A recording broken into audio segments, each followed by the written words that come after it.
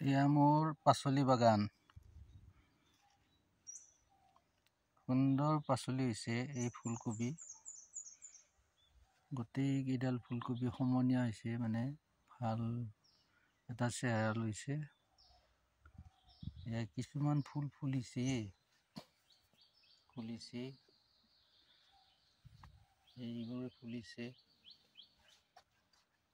এইবোৰো ফুলিছে,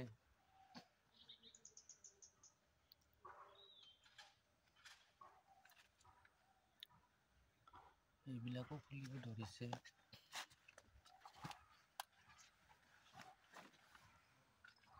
এইবিলাক ফুলিছে, গোটেইবিলাক ফুলকবি, এইবিলাক সুন্দৰ ফুল ফুলিছে। চেহেৰা আটাইখিনিৰে ধুনীয়া হৈছে।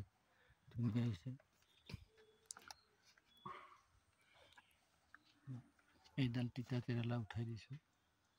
ফুলনিখনো ভাল লগা হৈছে। এইটো ফুলনি মোৰ প্ৰিয়ংকা ফুলনি। আৰু কবিৰ লগতে মূলা দিছোঁ। এয়া বন্ধাকবি বান্ধিছে। নিয়াহি বন্ধাকবিৰ লগত মূলাও দিছিলোঁ। মূলাকেইটা ভালেই হৈছে, ডাঙৰ হৈছিলে। মূলা এটা মই দেখুৱাই দিছোঁ। মূলাও হৈছে, ডাঙৰ মূলা হৈছে। এইয়া ডাঙৰ মূলা, ডাঙৰ হৈছে।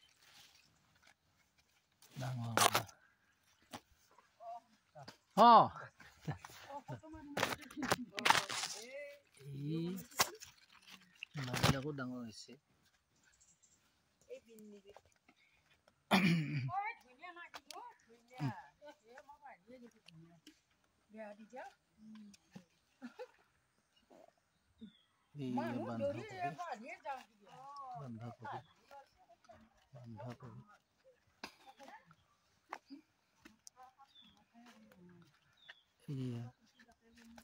এইবিলাক এইখিনি বন্ধাকবি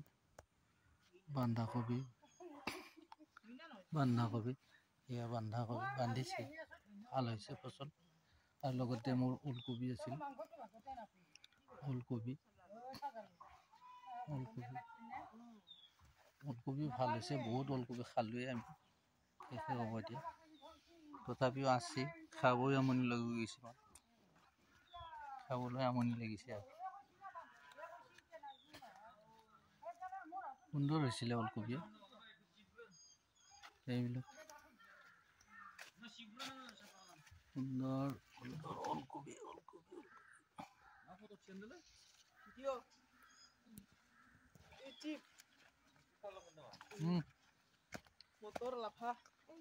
আমাৰ এওঁ এই ধনিয়া তুলি আনিলে, সুন্দৰ ধনিয়া। এইপিনে মোৰ এই পানীলাওৰ চাং আছে। আগতে কোমোৰা আছিল, কোমোৰাখিনি মোটামুটি খালেই। এতিয়া কোমোৰা এটাই আছে মাত্ৰ, বাকীখিনি ছিঙি নিছে। পানীলাও এতিয়া উঠিছে, ধুনীয়া ফুল ফুলি আছে এতিয়া।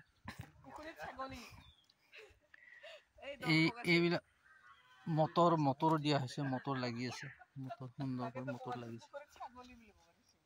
লাগি আছে।